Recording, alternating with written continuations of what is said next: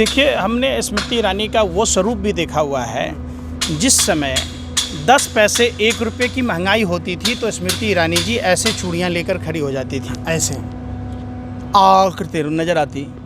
लेकिन स्मृति ईरानी को मैंने गूंगी और बहरी भी देखा है। मानो सत्ता का फेविकॉल उनके गले में अटक गया हो। जब हाथरस में बहन मनीषा के साथ दरिंदगी हुई, जीभ काट दिया गया, गर्दन की हड्डी तोड़ दी गई, रीढ़ की हड्डी तोड़ दी गई, और जिस धर्म की बात की जाती है, जो लोग अपने आप को धर्म की बात कहते हैं, हिंदू धर्म की बात कहते हैं, उस हिंदू धर्म के मुताबिक रात के अंधेरे में मिट्टी का तेल छिड़क कर जला दिया गया। हिंदू धर्म में 16 संस्कारों में एक संस्कार अंतिम संस्कार भी होता है जो रात्रि में नहीं किया जाता है।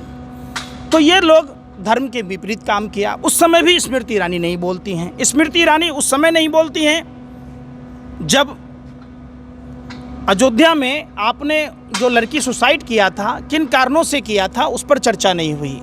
आपने देखा होगा हाथरस में ही एक लड़की के पिता ने सिर्फ अपने लड़की के साथ छेड़खानी का विरोध किया तो उसे गोली मार दी गई। तब स्मृति ईरानी जी नहीं बोलती हैं। स्मृति ईरानी जी तब नहीं बोलती हैं जब कुलदीप सेंगर जैसा बलात्कारी पूरे पीड़िता के परिवार को जला देता है, मार देता है।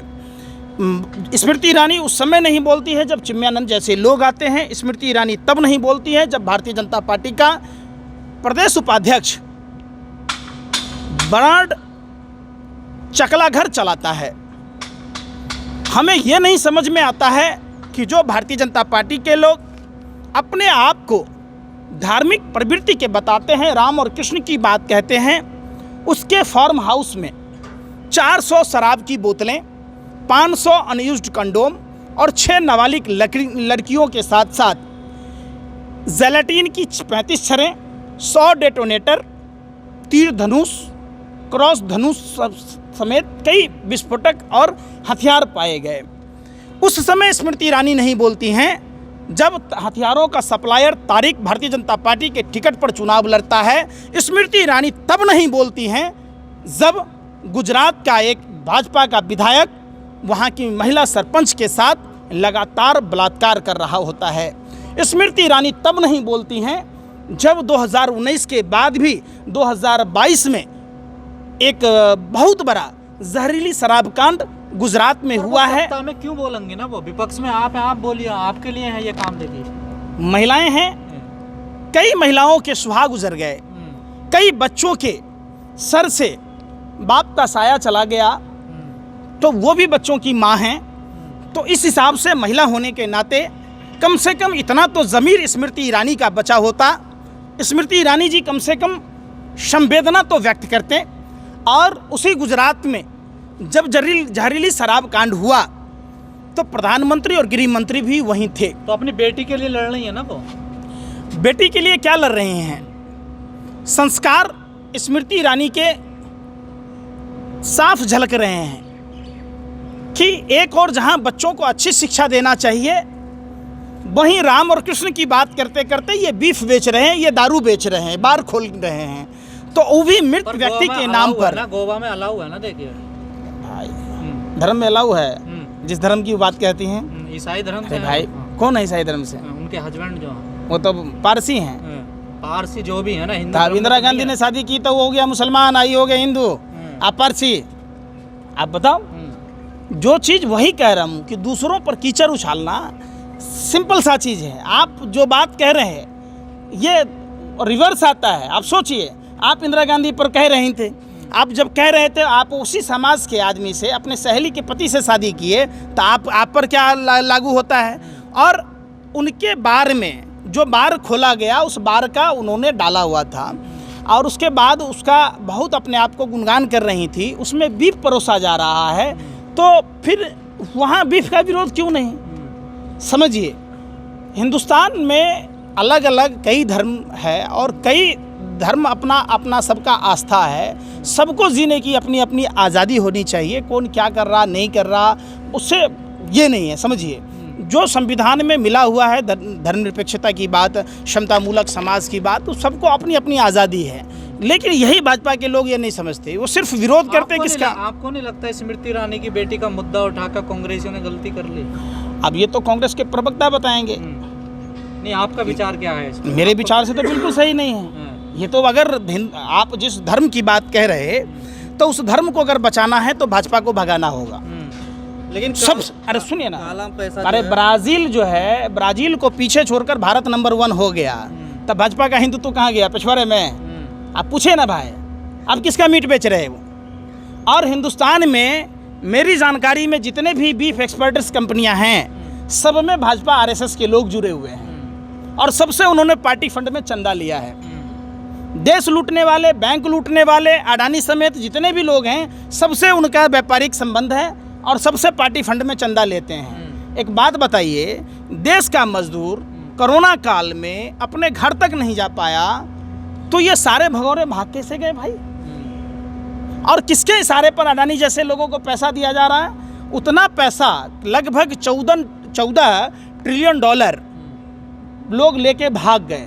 अगर पूरे हिंदुस्तान में बांट भी दिया जाता तो भी पैसा बच जाता, हर आदमी करोड़पति हो जाता। 7 साल में 2 ट्रिलियन डॉलर के आसपास हमारे देश का बजट पेश होता है। जो ये लोग 5 ट्रिलियन डॉलर कह रहे थे, अब 5 ट्रिलियन डॉलर का क्या होगा? अब तो 2 ट्रिलियन डॉलर का भी पेश करने का इनका औकात नहीं रहा। सारे देश को बेचा जा रहा है। देश का सबसे बड़ा गद्दार हेडगेवार के बाद गोवलकर ने, देशद्रोही ने लिखा अपनी किताब में। देश को बेचने की शुरुआत किसने करी? सुनिए ना पहले मैं क्या कह रहा हूँ, सुन नहीं रहे। देशद्रोही गोवलकर ने 95% लोगों को गरीब बनाना, 5% लोगों के हाथ में सत्ता का केंद्रीकरण देना, उसी एजेंडे पर चलते हुए नरेंद्र मोदी जी ने ये काम किया। अब ये कहते हैं कांग्रेस मुक्त, आप लोग भी चर्चा करते हैं। लगा दिया अरे ना, सुनिए ना black money तो आ भाई, रहा अरे है। सुनिए ना, नारायण राणे कांग्रेस में था ना, अब वही नारायण राणे भाजपा में आया तो केंद्रीय मंत्री है कि नहीं है? वही आसाम का जो मुख्यमंत्री कांग्रेस में था, तब ईडी, सीबीआई, आईटी सब था, आज वो चला गया बीजेपी में, तो मुख्यमंत्री है कि नहीं है? पश्चिम बंगाल पे नहीं बोलोगे आप? क्या पश्चिम बंगाल? नोट मिल रहे, नोट। हाँ, तो मैं तो कह तो रहा हूँ कि ईडी में जो 5400 से अधिक मामले दर्ज हैं, निष्पक्ष रूप से देखिए, कोई भी आदमी इसमें निसंदेह कि कोई व्यक्तिगत, कोई भी पार्टी का आप कहिएगा कि ऐसा नहीं है कि दागदार नहीं है। अगर ऐसा दागदार नहीं होता तो इस तरीके की हालात देश की नहीं होती। गोरे अंग्रेजों ने जितना देश को नहीं लूटा, उससे ज़्यादा ये काले लूट लिए। लेकिन नेता सब एक जैसे हैं। बिल्कुल, नेता सारे एक जैसे हैं। यही तो हिंदुस्तान की आवाम को समझना होगा। वो जब अपने मंसूबों में कमज़ोर हो जाते हैं, जब उनको अपनी विकास का रास्ता नहीं दिखता, तभी वो जाति का शुरू कर देते हैं, तभी वो धर्म का शुरू कर देते हैं, तभी वो प्रांत की बात करते हैं, तभी भाषा की बात कहते हैं। लेकिन जब उनको ज़रूरत पड़ती है अपने जाति, अपने धर्म, अपने भाषा, प्रांत के लोगों की मदद करने की, तो ये नेता गिरगिट से भी रंग बदल लेते हैं। आप समझिए, अभी आपने देखा होगा कि नर्मदा नहर परियोजना की बात हुई, 24 घंटे में टेस्टिंग में टूट गया। आपने देखा होगा गुजरात का पुल रुई का बना हुआ था, कागज़ का पुलिंदा था, 4-5 बारिश की बूंदें हुई, टूट गया। आपने देखा होगा बुंदेलखंड का जो 4-5 बारिश की बूंदें हुई, टूट गया। उसके बाद आपने देखा होगा भोपाल का, तो गोरे अंग्रेज़ों का बनाया हुआ विक्टोरिया, गोरे अंग्रेज़ों का बनाया हुआ सीपी, गोरे अंग्रेज़ों का बनाया हुआ हावड़ा का ब्रिज आज भी जस का तस है। तो गोरे अंग्रेज़ों को पहचानना बाप दादाओं को आसान था, उन्हें लतिया के जुतिया के भगा दिए कि चूँकि वो गोरा था।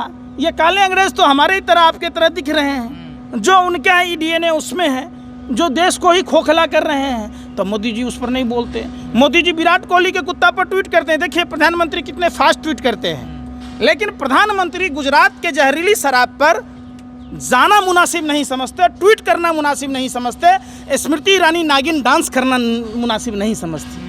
तो राहुल गांधी भी नहीं गए ना? हो गया। हर बात में आप कांग्रेस के कथावाचक हैं। जो शासन में होगा, सत्ता में होगा, डॉक्टर के कहिएगा जिलेबी बना दो तो अरे भाई सुने रहे, मैं क्या कह रहा हूँ, ये तो आपको जाके राहुल गांधी से इंटरव्यू लेना चाहिए कि नहीं ले रहे आप। हम देश के नागरिक हैं, हम कांग्रेस के कोई पार्टी के नेता नहीं ना हैं। कोई पार्टी हमको ये नहीं ना नेता कबूल करता है कि नहीं भाई आप ऑथराइज्ड हैं, आप कांग्रेस की तरफ से बोलिए।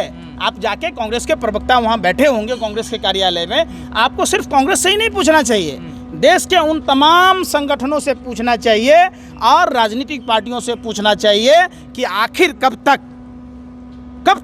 15,000 करोड़ से 2,000 करोड़ रुपए का शराब का रैकेट है, जो प्रधानमंत्री के गृह जिला वडनगर में चलता है, जो गृह मंत्री के गृह जिले में चलता है। आप दूर छोड़ दीजिए, उसी गुजरात में जो राष्ट्रपिता महात्मा गांधी और सरदार पटेल के लिए विश्वख्यात है, वहाँ ड्रग्स का रैकेट बार बार खेप पकड़ा जा रहा है और उस रैकेट का पता नहीं चल पा रहा है। अडानी के पोर्ट पर 2-2 कंटेनर पकड़े जा रहे, 2000 के नोट जाली छापने के मशीन और नोट बरामद हुए, फिर भी चर्चा नहीं हुई।